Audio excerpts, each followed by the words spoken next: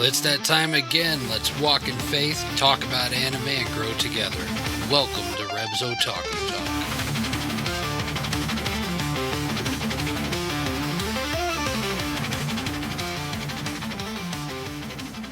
Hey Otaku family, welcome to Reb's Otaku Talk Studio Ghibli Fest. I'm your host Rev, and with me today is my co-host K2. Howdy, howdy. This season, we're diving deep into the whimsical, heartfelt worlds of Studio Ghibli, where fantasy meets faith and wonder points us back to the creator. Whether you're a lifelong Ghibli fan or just discovering these animated masterpieces, we are here to explore each story through the lens of Christian values. From the skies of Laputa to the forest of Totoro, we'll uncover powerful themes, spiritual insights, and the beauty of God's truth woven into every frame. So grab your favorite snack, open your heart, and get ready for a journey where faith and fandom soar together. This is your Christ Walk with Otaku Talk. Studio Ghibli Fest starts now. So, K2, it's been 2 weeks. Yeah, it's been a busy couple weeks. You know, you actually, the first week you were gone, you chose you chose a good week not to be here. Because we talked about parenting. Oh, okay. So I was like, I was telling Raver Mom, I was like, you know, it's probably a good thing he's not here because he'd probably just be sitting there. Yep. So we were talking about raising children. But with that one, we watched My Neighbor, the Yamadas. I don't know if you got to watch it or not. It is a very big slice of life anime. That's what it is. The only way we could describe it was like they took comic strips from a newspaper and put the segments butt to head and created this weird movie. But it was actually pretty cool. It was about a family and how they operated daily life, how the parents raised their children, how the children acted together, the different stages that they went through in life. Okay. And it was pretty decent, but it was about raising family. So yeah, it became a parent type deal in raising kids. So I'm pretty sure that you could have spoke about how your parents raised you. Probably. But after that, I don't know if there would have been much there. But you did miss our Christmas episode last week, so late Merry Christmas to you. Yep, Merry Christmas to you and everyone listening. It went good. Yeah. We read the Christmas story. And, nice. It was fun. We talked very briefly about Christmas in anime. Okay. And how with most mainstream animes, it's not really Christmas. It's more like winter festivals. Yep. But I don't know if you know this. There is a Christian anime group called Beneath the Tangles, and they actually had a list that they put out that is a long list of animes that have actual Christmas episodes. Oh, okay. No, I which is pretty do not. cool. And then I was looking through Amazon, and Amazon has an anime called Sanda. Sanda. Sanda, and it's a Twisted Santa anime. Okay. That I'm going to watch just to see what it's about. I think I remember. I think I watched parts of that. It's been a while because it sounds familiar. It's basically Santa Claus was banned. He was banned from being able to do Santa things. And Sanda is a middle schooler who takes a Santa Claus persona and then does something. Okay, I didn't quite understand what that something was, but it looks like he starts fighting and stuff because it looks almost like a vigilante type anime from what I could see. Yeah. Which even from reading the description to seeing the trailer, it didn't really give much. No, I remember seeing the trailer for it now. So yeah, it's a little bit. Yeah, it looks interesting. Yeah, so I put it on the watch list. Eventually, I'll get to watching it, and we'll see how that one is. And we will definitely do a review of that Joker because it just looks weird. Yep. But you know, Christmas is over. Yep. New Year's is on its way. So today we're going to do a New Year's Eve special. So even though it is our Ghibli Fest season, our Ghibli Fest season kind of came during the holiday season. So we are going to kind of focus a little bit more on holidays. And we'll talk a little bit about Studio Ghibli and New Year's. All right. Even though Studio Ghibli really didn't have much No. of a New Year's thing. A lot of what Studio Ghibli puts into their animes is very New Year's minded from a Japanese perspective. Yeah. And we'll get into that. But I would like to just talk about New Year's as a whole. I mean, All we right. are on the eve of a new year. We are. And in Japan, they do stuff pretty different. In Japan, New Year's or Shogatsu is one of the most meaningful times of the year over there, and it is centered on renewal, reflection, and a quiet togetherness. Families clean their homes in a ritual known as osechi to clear away the old and welcome in the new, and then they gather to eat symbolic foods like tashikoshi soba, and that represents longevity and the hope of a smooth transition into the coming year.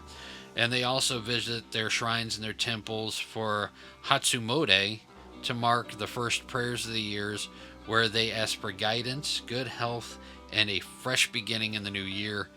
Unlike the loud countdowns and stuff that we have Yep. over here in America and other countries, the Japanese New Year often carries a peaceful, almost sacred tone, one that emphasizes starting over with intention. I mean, we have New Year's resolutions, Yes. which half of us break, but they are very serious about the way they start the Yeah. new year. And in anime frequently captures the spirit of the new year in Japan through gentle, character-driven moments rather than spectacle, because it's such a honored thing. Mm-hmm. New Year's episodes often show characters sharing meals, watching the first sunrise, or offering quiet wishes for the future, reinforcing themes of growth and gratitude.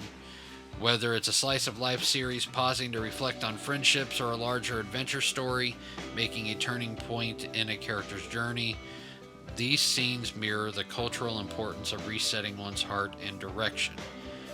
Through anime, viewers are invited to slow down, look back on how far the characters and perhaps they themselves have come, and step into a new year with hope and purpose.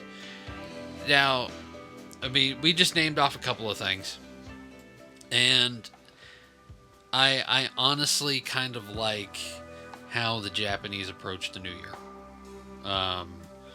They approach it from a spiritual standpoint, which I think is pretty awesome. There are a few churches that I've been a pastor at where we prayed in the new year. You know, where we went to the church. Some churches did it in shifts. Others did it where you came in and you left whenever you wanted to. But either way, whenever the pastors would stay all the way till like 2 o'clock in the morning. Oh, wow. And it would just be praying in the new year. And then we would have food that, you know, we could go and, you know, just hang out with each other and rekindle relationships or build relationships, or, you know, it gave New Year's a completely different meaning. And we would pray for that rejuvenation, and we would pray for that new beginning going into the new year, which is something that the Japanese do every single year. And that's, you know, to me, that's pretty awesome. I mean, here in the U.S., I mean, you're from New York. Yeah. So you know what traditions we have over here in the U.S. That we do. You know, the ball dropping, Yep. and I mean, it's not just in New York. I mean, I think just about every state has does some sort of a drop ball, somewhere. ball drop or something. I forgot one. I think one state drops a giant pig. Yeah. I don't know. I mean, I've seen some crazy stuff over the past couple of years, and yeah, I understand the purpose behind the ball drop and the meaning behind the ball drop, but there's some ball drops that have just gotten ridiculous. Yeah. But looking at the way the Japanese prepare and celebrate for the New Year's, it reminds me of what Isaiah 43:18-19 says. It says, "Remember not the former things, nor consider the things of old. Behold, I am doing a new thing. Now it springs forth. Do you not perceive it? I will make a way in the wilderness and rivers in the desert." And, I wrote this, and, I'm a children's pastor at this season in mine and Raver Mom's lives. We are back to being children's pastors, which is awesome.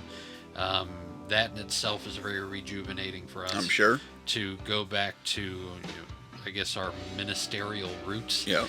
But I actually used our podcast episode as the sermon and lesson for the kids today. Okay, cool.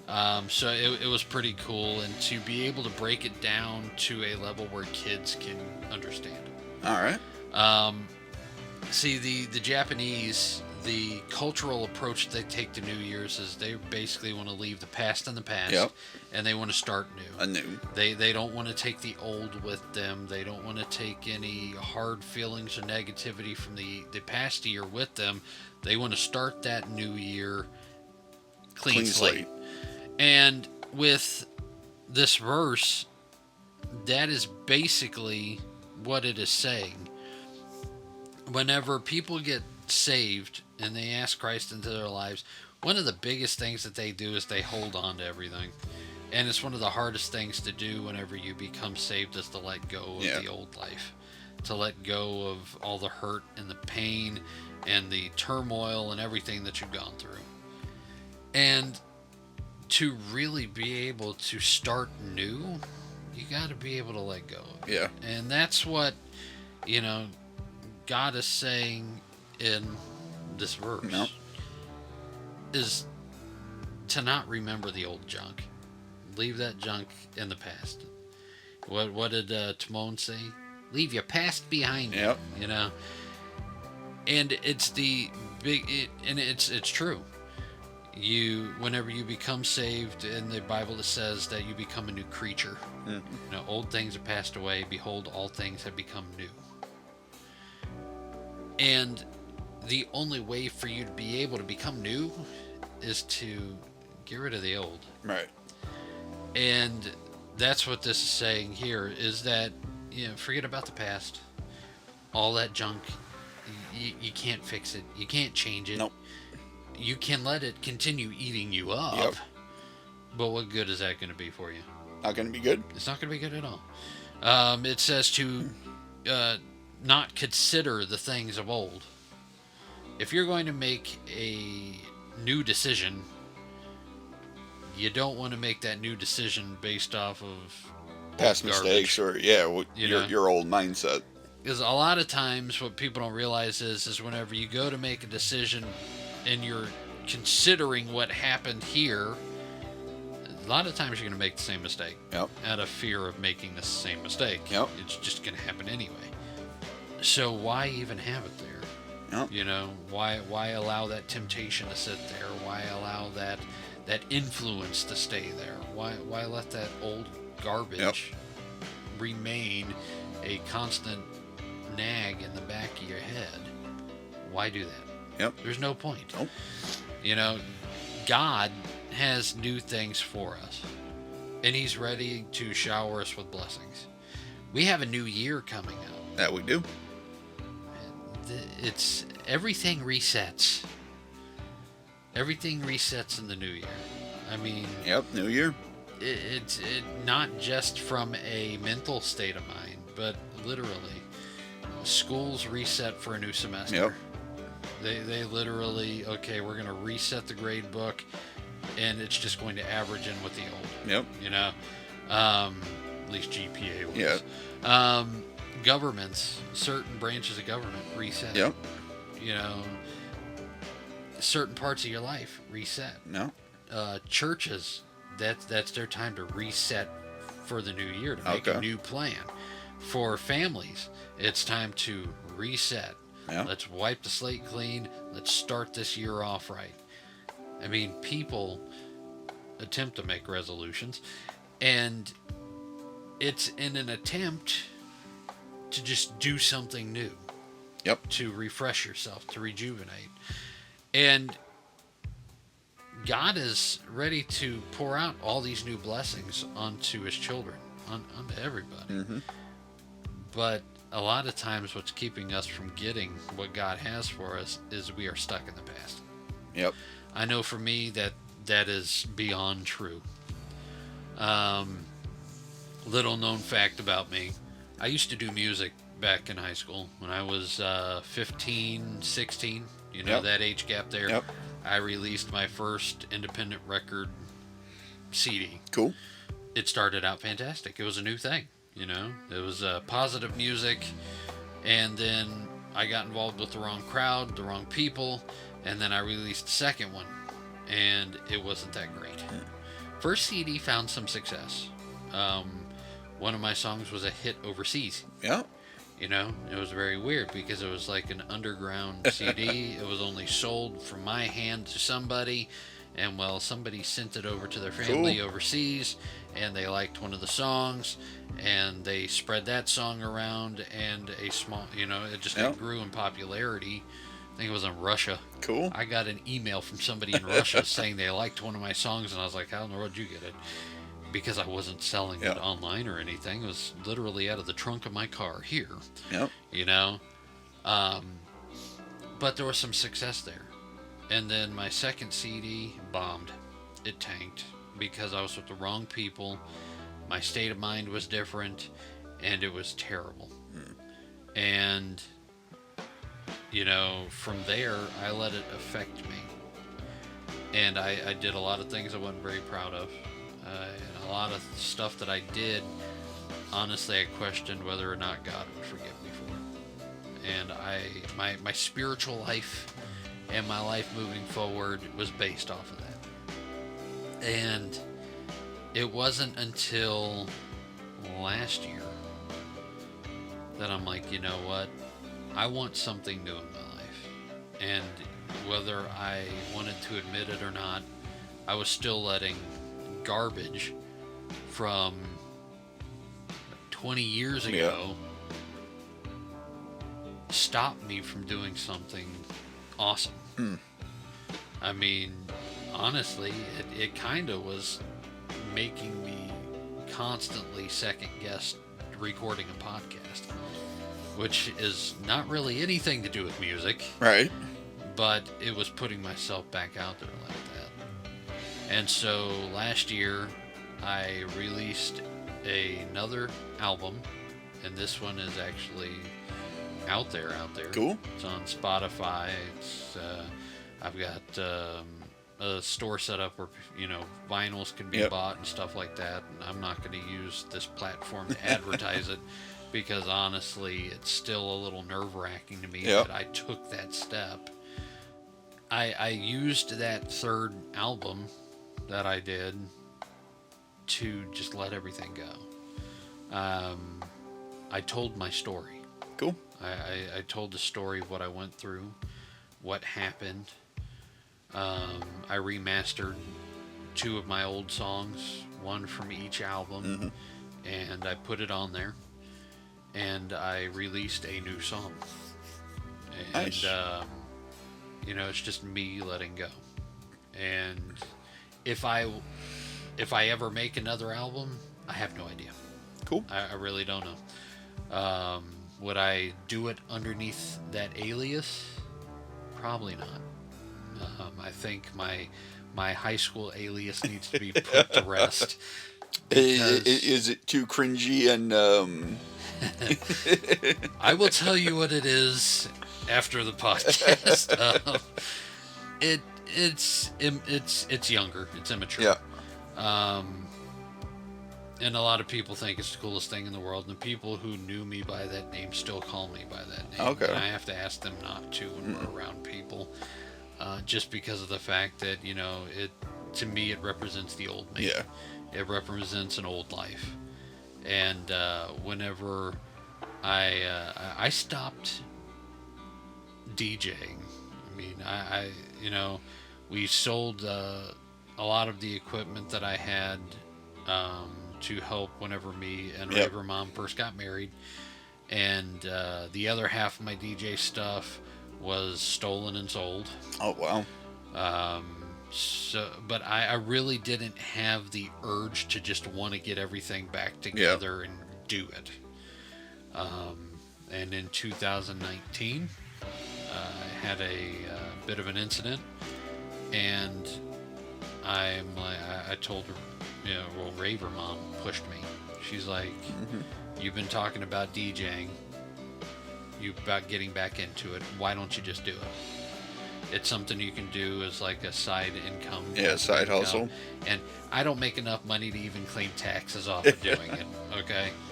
I have earned the grand majority of the money back. Yep. And what was great about doing that was my family from all over the country actually invested in me getting back into DJing. Cool. That's awesome. And my family is very spiritual. Their relationship with God, especially my great aunts and uncles, it's something I can only aspire to. Okay.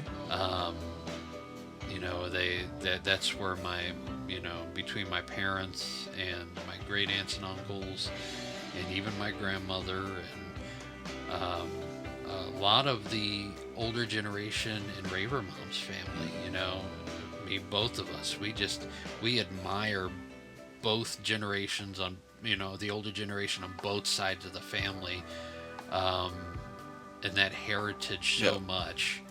And it's what it's a role model for how to, you know, live, and what we aspire to go beyond. Yeah. And, you know, they all invested in me, in my business, so that I could, this incident kept me from working. That's awesome. But I can DJ, I could DJ. Yeah. You know, while being in this situation. So they invested in it, and I got the bare minimum. Cool. So that I could start. Yep. And the fact that I wasn't bringing in a lot of money, and the fact that a lot of the equipment was not being used, you know, it still didn't really sit well with me. But then God started working on both me and Raver Mom, and a lot of that equipment we are using right now. It is, a lot of it's being used for this podcast. Nice. And then whenever we go out and we meet people, a lot of it's being used at those events. And, you know, I use the equipment to help churches and to help ministries and community outreaches, and I put it to work. You know, me and Raver Mom both put it to work.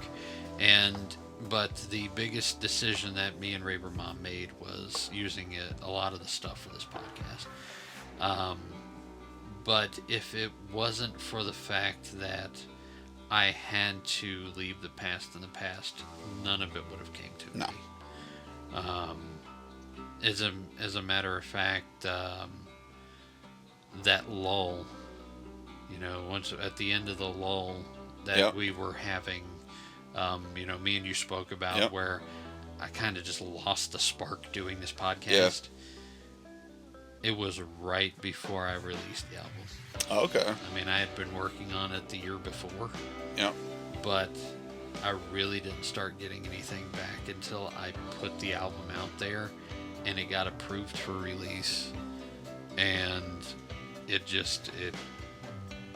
you know, just letting the past go, leaving the old where it needs to be at, and letting God do a new thing. Yep. You know, is when it really started moving forward.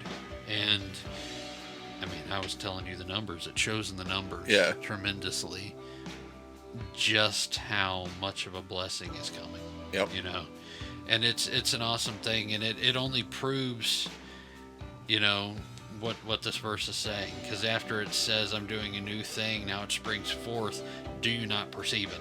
Yeah. I had to ask the kids, "You know what perceive means?" It's like very simple. Do you see it? Yep. Do you see the blessing? If you don't see the blessing, then you haven't let the past go. Mm.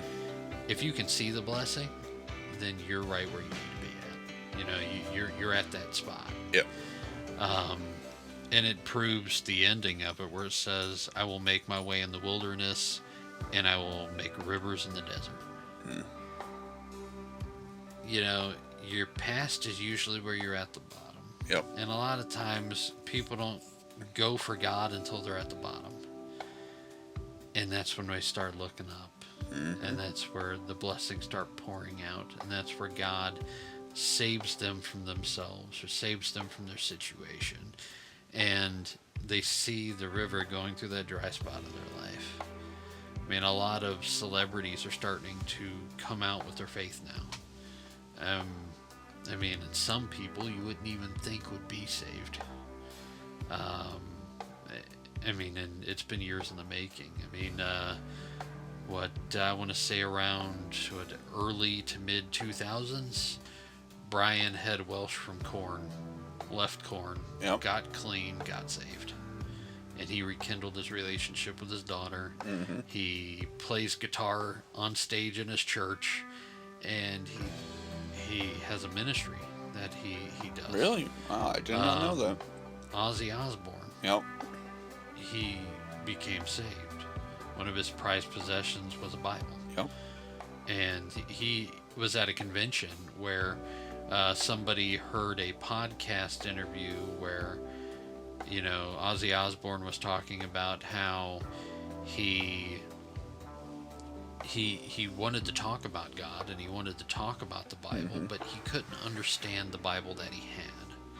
So this guy took a Bible to Ozzy at this convention, and it was a version of the Bible that was very easy to understand. Okay. So that Ozzy could read it. And Ozzy was leaving the convention, and he realized that nobody grabbed the Bible. And so he stopped everybody, and he walked back down to the convention hall just to get the Bible. Wow. Because it was that important to him that he be able to read God's Word with his own eyes and through his own mouth. And his family would even talk about how after he got that, he would start reading it at the dinner table just so that they could talk about it. That's cool. And so, I mean, there's a lot of stories like that that are you know, that are being put out there now. Yeah. Where, you know, people are starting to let go of that old garbage in their life for something new, and they are finding such a profound blessing in it. Yep. That they just, you know, it's little things like that where they just have to share it. Yeah. And it wouldn't have happened if they wouldn't have let go of where they were at. Oh.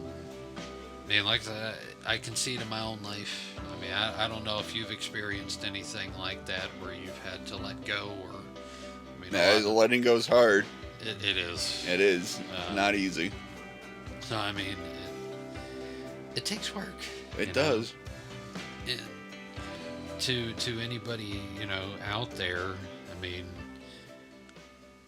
sometimes pain runs deep. Yep. You know, and God is the ultimate healer, and sometimes you do need a little extra help. Mm-hmm. You know, and that's one thing that I would encourage people to do. I mean, they've got Christian counselors, and they've got regular counselors, and they've got therapists and everything else. And if you need somebody to talk to just to let something go, to let some pain out, don't be ashamed of it. Nope. Don't. You know, don't be ashamed to reach out for help. Yep. Whether it's, you know, a professional in a doctor's office or somebody who's trained in a church. Yeah. Do not be afraid. Do not be ashamed to find help and nope. let it, you know, just to get it out. It's never a bad thing. Or never. Find somebody you can trust to confide in. Yep. You know, that way you can get on to that new part of your life. Yep. You know? again, that's what New Year's should be about, in my ultimate opinion, is leaving the past in the past so that you can move forward to something new. And again, that's I admire the Japanese for the way they look at that. That's amazing to me. So on to our questions, unless you have something to add. Nope. What are your New Year's traditions? Ooh, I think just enjoy New Year's party. That's about it. I don't really have any other tradition besides that. The New Year's party. Yeah. Mine is a whole lot quieter. We used to have people over for New Year's and stuff like that whenever we first got married. But after we had kids, it kind of changed. It changed. Yep. Now, New Year's, we celebrate with family, with our kids. And we, for the past couple of years, have done like a little party with the kids. Cool. Or we'll bring out some of the smaller DJ lights and stuff like that. Nice. We'll turn on some music and count down the new year with them. We do it a little different with them. That way they get to bed at a respectable time. If you would like to know that life hack, just shoot me an email. Me and Raver Mom would be happy to tell you. Change the clocks an hour ahead, 2 hours ahead. It goes deeper into it than that. But a lot of times, especially now, I am the one who stays up till 1 o'clock. Okay. And I watch the ball drop. Yep. I watch the New York ball. Yep. And then once 12 o'clock hits, I start walking to each of the kids' bedside, and I will say a little prayer over them. Cute. I'll kiss them on the head, and do that to Raver Mom as well. Yeah. And I will spend a little time in prayer, praying over my family as we go into the new year, praying new blessings upon them. And then around 1 o'clock, I go to bed. Cool. And that is pretty much the way that goes. That is, the way our New Year's has gone for the past few years. Nice. And that's pretty much it. Cool. All right. The parties are not as hearty as they used to be, but they are. It's one of those things where it's memorable. Yep. And it's very meaningful. And I don't even know if my kids know that I do that every New Year's, because they are just knocked out. Well, they will when they listen to it. They will now. The Otaku kids will know my secret. But yeah, it's pretty cool.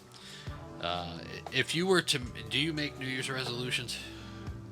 I mean, I used to, but I never did them. So if you were to make one, not that you are, if you were to make one, what would you say it would be? Okay, I go through so many, it's not even funny. Why don't you go first? Well, Raver Mom started doing this thing last year, which I think is really cool. And it's not so much a resolution thing, because a New Year's resolution is, I want to change this to achieve this type deal. And I'm not against change in life. Right. But I do think that whenever New Year's resolutions are made, you set the bar way too high. So what she did was she had all of us sit down and write 3 things that we wanted to see happen, or that we wanted to achieve before the year was up.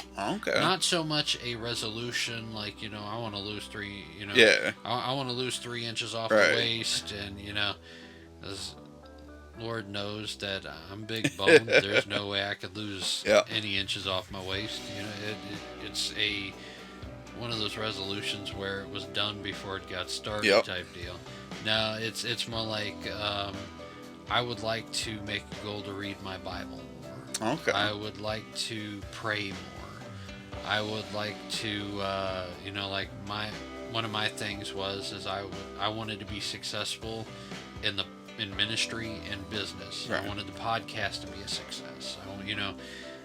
I wanted to see growth. Yeah. That was one of my goals. Okay. And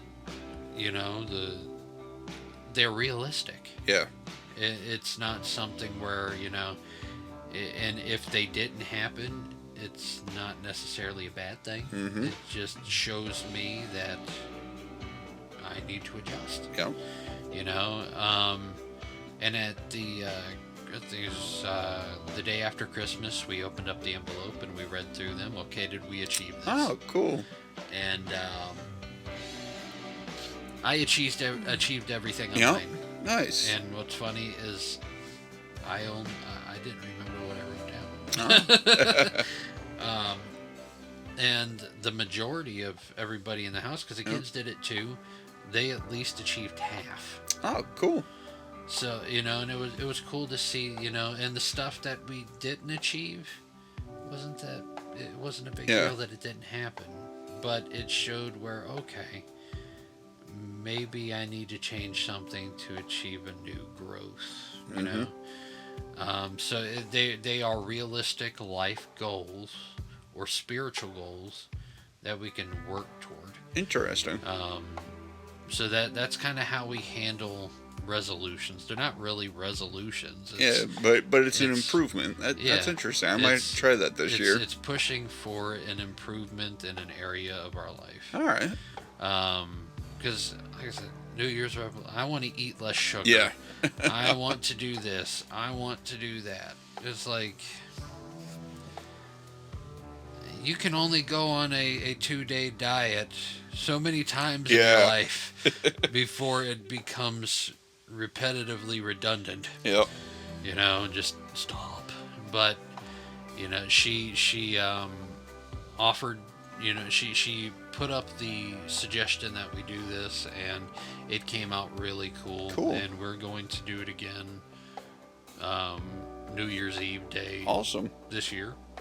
And we literally taped it on the wall, and that's where it stayed the whole entire year. Okay. You passed it so many times it wasn't funny. It was that random yellow manila Yep, envelope I that saw was up that, on the wall that said, don't open till the end of 2025. That was it. Okay. We put our goals in there. And, interesting. The business aspect of what I'm doing really hasn't moved. I mean, as in productivity. Right. Productively, it hasn't moved, but progressively, it has grown. And it is prepared to do something more productive. So in that area, it was a small win. Okay. Ministry-wise, this podcast is doing fantastic. Sweet. We have grown our subscriber base by like 900%. Awesome. Because I thought we weren't growing that much. Yeah. But it comes to find out that we are actually growing a lot. It's just awesome. On multiple different platforms. So it is really awesome to see that. And, this year, new thing, it took letting go of a lot of junk to really see this ministry start to grow. And that's what this podcast is, down in its foundation, is a ministry. So that was pretty cool. So did you want to add to that, or are you good? No, okay. I'm good. Okay. So as we step into a new year, we are widening our anime list a little bit. Yep. And one thing that we discussed earlier was New Year's in anime. Now with Christmas, a lot of your mainstream animes don't really have a Christmas special. Yep. They probably hint at it, or they did Christmas-like things. Yeah. But mostly it was a celebration of the Winter Festival. Yep. But New Year's has a lot in anime. One that I watched that was pretty recent Mm-hmm. was The Fragrant Flower Blooms with Dignity, and the final few episodes was New Year's, Okay. and the you could see where they thought about what was next at those points. Mm. It was a, should I tell this girl if I like her? Should I tell her if that I love her? Yep. The girl, should I make a move? And it was very cutesy, but it signified that next stage in their growth. And, that's kind of what they focused on with that. Another one would be like Toradora. Yeah. Which both, well, the Fragrant Flower Blooms with Dignity is like a high school, like melodrama type deal. Toradora is a little bit more mature. It's got quite a bit of language. It's got some mature topic content because it is, adults, being adults. Again, the New Year's segment of it represented a growth in the relationship between the two main protagonists. Which seems to be a big theme whenever it comes to it. I think another one that I brought up with you earlier was the quintessential quintuplets. Yep. It's another mature one, which is, again, dumb because the final movie that closed it out was actually pretty clean. Okay.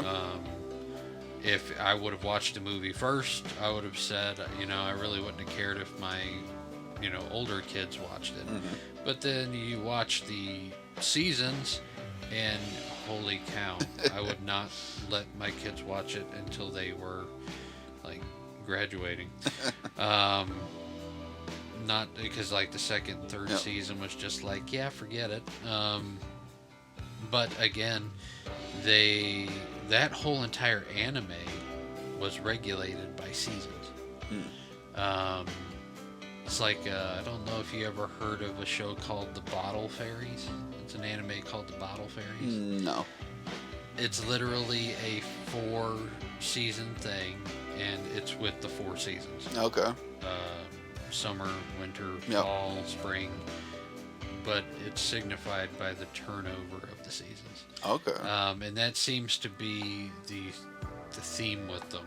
I mean, what have you noticed any animes with the New Year's episodes? I just watched Miss Kobayashi's Dragon Maid, and they had a little New Year's episode, and the characters are all kind of just together. They're huddled on they want a what's it called, a Katsumu, the table with like the blanket and the heater. Okay, yeah. Heater, yeah. So they won that. So it's kind of just them like just chilling in that for the whole week, for the New Year's week. Yeah.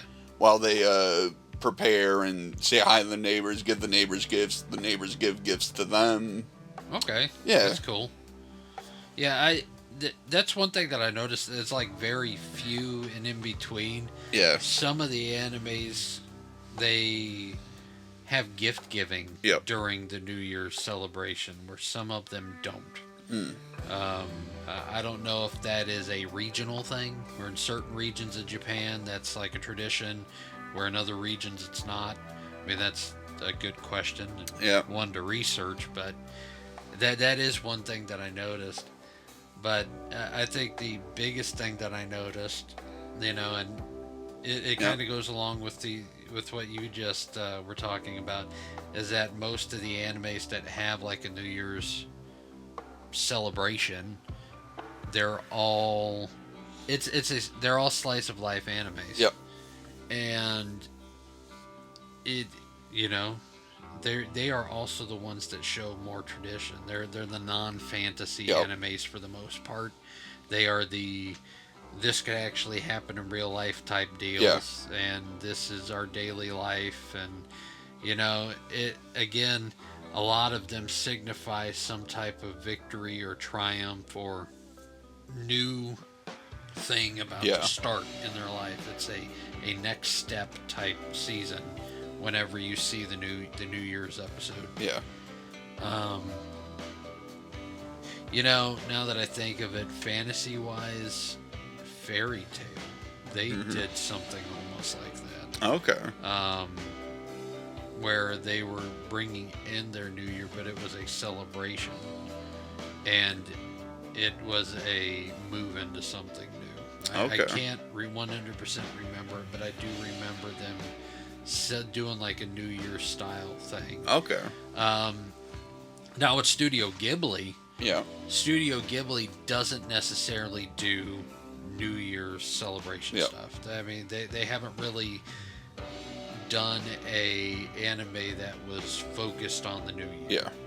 But one thing with Studio Ghibli movies is that they hold the essence of what they hold dear to them during the New Year. Yeah. Studio Ghibli movies are all about change. It's all about letting go of the past to move forward in the future. It's about the celebration of life progressing. Yep. Or it's about moving to like I said, the next step in one's life. And with Studio Ghibli movies, almost all of them being coming of age stories, they all hold the essence of New Year's, the New Year's celebration in Japan, which is really cool. I mean, I would love to sit there and dissect a Studio Ghibli New Year's thing, but it's just not there. No. But everything that the Japanese hold dear during the New Year is what Studio Ghibli seems to revolve around whenever they create something. And it's such an uplifting thing because that's what makes Studio Ghibli such a positive production, studio. Yeah. Is the fact that they, even though there's, turmoil and tragedy and everything else in them, it's all about, okay, let's overcome our past so that we can move on stronger. Let's, let's move beyond the garbage so that we can move on to something better. Yep. And it's that transition that is in almost every single Studio Ghibli movie that they've made. Yeah. And I think with that, I hold a deeper respect for Studio Ghibli because of that. And I think that's pretty awesome. I'm kind of glad to be able to dissect and decipher and see where all these creators have gained inspiration from. Yeah. And it's stuff that they live. It's like New Year's. What qualities and what morals they pull from it to create something really new. And I think that's really awesome. So, I mean, anime in New Year's, they often use New Year's not for big plot twists, but for quiet turning points. Yep. Moments where characters pause, they look back, and they decide how they want to move forward. That makes a perfect mirror of the real Japanese New Year, and that is less noise, more meaning. Where in America, it's more noise, Less meaning. And with that, let us remember Isaiah chapter 43, verses 18 through 19. Remember not the former things, nor consider the things of old. Behold, I am doing a new thing. Now it springs forth. Do you not perceive it? I will make a way in the wilderness and rivers in the desert. Join us as we close in prayer. Father God, I thank you for a new beginning. I thank you for all the blessings that you've given us through 2025, and I cannot wait for the blessings that are to come in 2026. I cannot wait for the new outpouring that you have for our lives. And God, I ask that as we move into the new year, that you continue to open our eyes to see you in the wonder and the lessons and the beauty that's all around us, even in the worlds created by artists and animators. And I pray that you let our passion for anime draw us closer to your truth. In Jesus' name, amen. Amen. So thanks for hanging out with us on Reb's Otaku Talk Studio Ghibli Fest.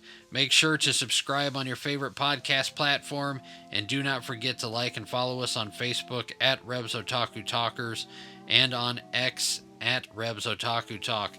We'd love to hear from you, so drop a comment, leave a review, and share your favorite God and anime moments with the community. Also, check out Reb's Otaku Shop and grab some awesome merch, and don't miss out on a bag of Reb's Con Kohi coffee. The link's in the description below. Until next time, keep your anime collection strong and your faith stronger. See you later, guys, and have a happy new year. Take care, guys. Happy New Year.